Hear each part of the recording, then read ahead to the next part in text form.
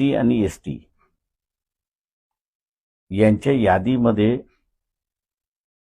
काही जणांचा समावेश करायचा असेल किंवा काही जणांचं वगळायचं असेल, दोन्ही बाजूने,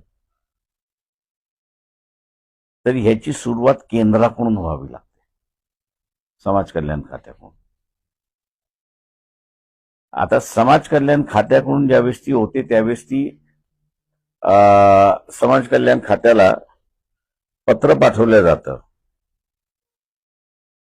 राज्यांना की केंद्राचा निर्णय असा झालेला आहे की SC STच्या याद्या ज्या आहेत या तुम्हाला बदल काही सुचवायचा असेल, कोणाचं इन्क्लूड करायचं असेल, कोणाचं एक्सक्लूड करायचं असेल तर ते तुम्ही असणार घ्या. आता हे पत्र आलं तर कॅबिनेटला निर्णय घेण्याचा अधिकार नाही. कॅबिनेट फक्त तिथे असणारा सुचवतो असं की हे आपल्याकडे असं झालं पाहिजे. हे झाल्यानंतर सेंट्रल गव्हर्नमेंट मानतं कधी की हे तुमच्या विधानसभेमध्ये असेल किंवा विधान परिषद असेल, त्या विधानसभा आणि विधान परिषदेच्या समितीमध्ये याचा निर्णय झाला आणि वगळायचा किंवा कोणाला तरी आतमध्ये टाकायचा हा निर्णय झाला असेल, विधानसभेने घेतलेला हा निर्णय केंद्राला कळवला जातो आणि केंद्राला कळवल्यानंतर केंद्राला अधिकार नाही की हा मान्य करायचा की न मान्य करायचा.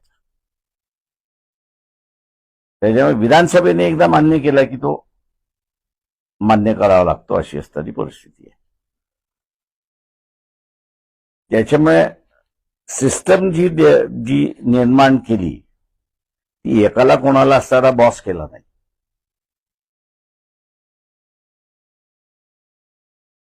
दोघांनीही जर दोघांनीही म्हटलं तरच त्याला असणारं इन्क्लुजन होतं. आता ही प्रथा ओबीसीच्या ह्याच्यामध्ये सुद्धा कोर्टाने मान्य केली की त्यांनी विधानसभा हे नाही म्हटलेलं आहे, पण त्यांनी असं म्हटलेलं आहे की इथं कमिशन, ओबीसीचं जे कमिशन आहे त्या ओबीसीच्या कमिशनने जर मान्यता दिली असेल तरच तुम्हाला असणारं इन्क्लूड करता येतं. आता इथे जो GR काढलाय तो ओबीसीच्या कमिशनकडे त्या पुढे गेलाच नाही अशी माहिती आहे. कायद्याच्या चौकटीत कसा टिकणार आहे, काय अडचण? याच अडचणी आहेत की एक सिस्टम डेव्हलप केलेली आहे, त्या सिस्टम प्रमाणे जर तुम्ही गेला नसाल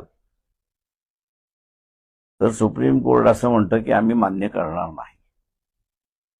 तुम्हाला दुसरं त्यांनी असं म्हटलेलं आहे की तुम्हाला सवलती देण्याचा अधिकार आहे का, तर सुप्रीम कोर्टाने म्हटलं की होय, तुम्हाला सवलती देण्याचा अधिकार आहे, पण ज्याला तुम्ही सवलती देताय तो तुम्ही कुठल्या कक्षेमध्ये बसवताय ते कक्ष तुम्ही स्पष्ट केली पाहिजे. ते कक्ष तुम्ही जर स्पष्ट केले तर सुप्रीम कोर्ट असं म्हणतं की आम्ही तुमच्या बाजूने